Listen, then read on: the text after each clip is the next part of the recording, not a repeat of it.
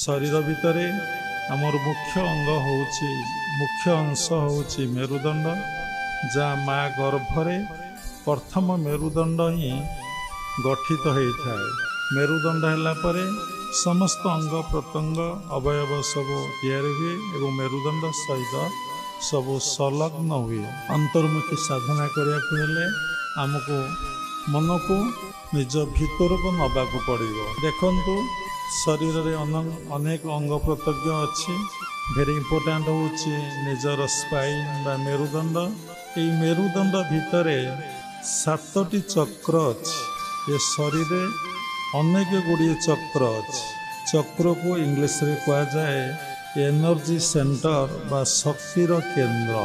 अनेक संप्रदाय मतरे शरीर में अनेक चक्र अच्छी किंतु क्रियायोग परंपरा रे कहा जाए 7टी चक्र अच्छी।